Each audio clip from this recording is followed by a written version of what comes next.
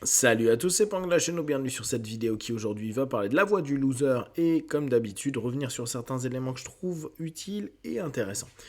Vous avez certainement constaté que les losers, ils vont souvent dans l'échec. Ils sont souvent à ne pas réussir des choses. Et dans cette notion, il y a un apprentissage de l'échec, un apprentissage de cette incapacité à parvenir à certaines choses, à ne pas vivre forcément toujours sur une grande satisfaction de ce qui est en train d'être créé, construit.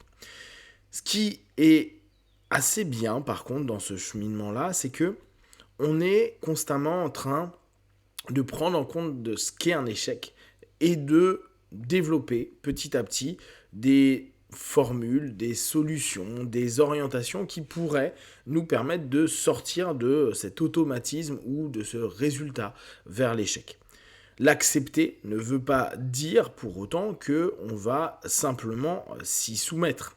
On peut accepter et se dire ok, maintenant qu'est-ce que je peux mettre en place, comment je peux avancer avec cet échec et peut-être la prochaine fois arriver sur davantage de réussite ou tout simplement comprendre ce qui ne va pas dans mon processus parce que souvent c'est des erreurs qu'on a mis en place et il y a aussi un ensemble de conjonctures de vie qu'on ne contrôle pas et il faut aussi l'admettre à un moment donné.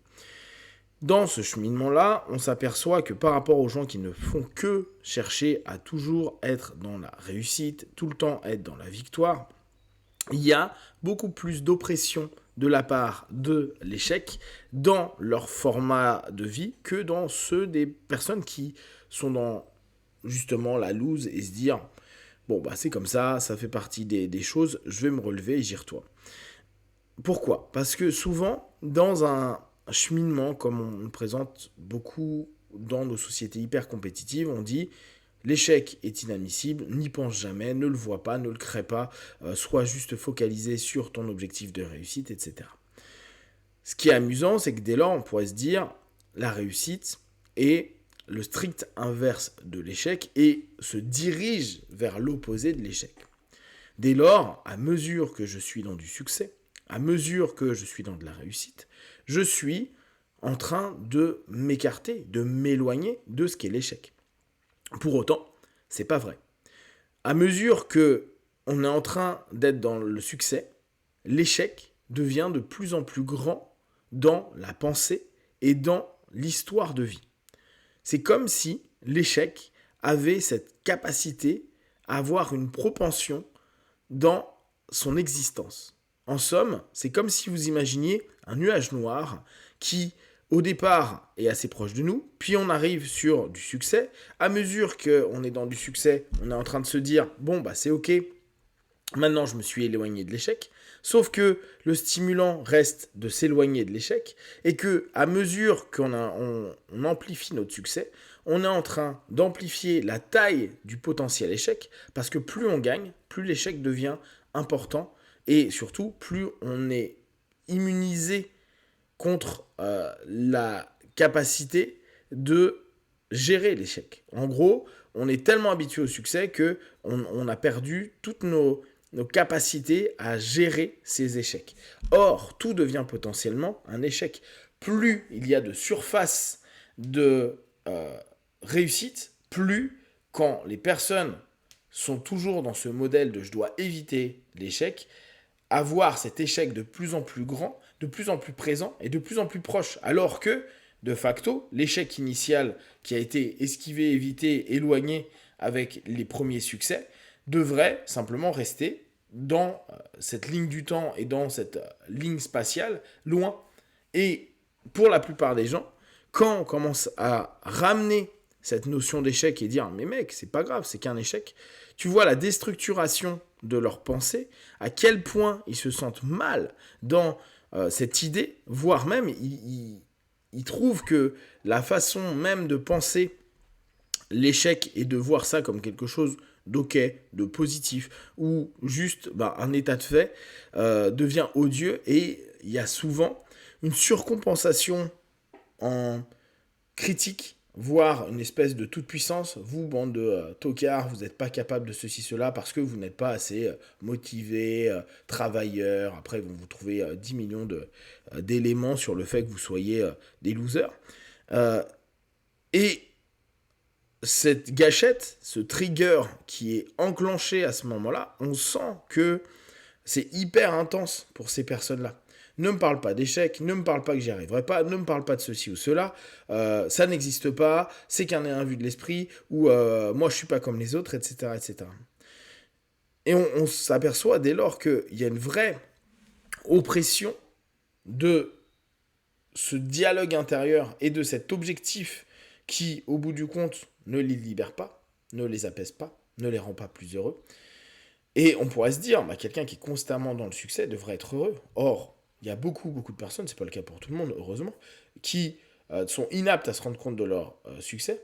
Et quand ils sont dans la réussite, ils sont constamment en train de se dire, oui, mais maintenant, il ne faut plus du tout que j'ai d'échec, ou je ne veux plus du tout me péter la gueule, ou je ne veux plus revivre cette sensation d'échec, ou je ne veux plus montrer aux autres potentiellement que je peux foirer, louper, etc.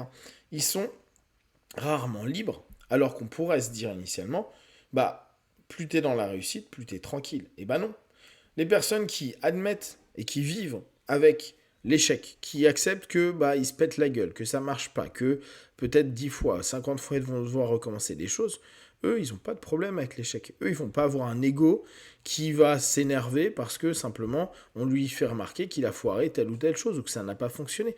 Il va pas du tout se mettre une pression de ouf à maintenir une réussite ou à maintenir un statut que représentent les personnes dans la réussite, parce que tout simplement, il a conscience qu'il peut très bien retourner dans l'échec demain sur un autre projet, sur quelque chose de nouveau. D'ailleurs, c'est peut-être un des grands points forts de certains des entrepreneurs, et je ne parle pas de tous les storytelling à la con qui nous sont vendus à longueur de temps, mais des personnes qui vraiment vous expliquent sereinement que ça a marché, ça n'a pas marché parfois. Il y a des moments où ils ont eu des empires, il y a des moments où ils se sont un peu éclatés la tronche, ils ont tenté de recommencer quelque chose. Parfois, aujourd'hui, ils ont juste des entreprises ou des éléments de leur vie qui sont pas forcément très grands ou pas forcément hyper reconnus, mais ça leur donne de la satisfaction.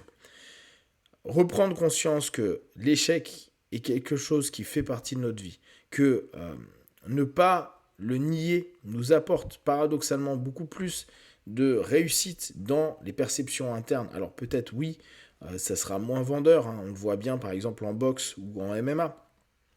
On va préférer dire ce gars-là a X combats gagnés et 0 défaite, plutôt que quelqu'un qui va avoir 14 victoires et 8 défaites. On va dire, ce gars-là, il n'est pas imbattable. Et on aime ce fantasme de l'absolu winner, de l'invaincu, etc.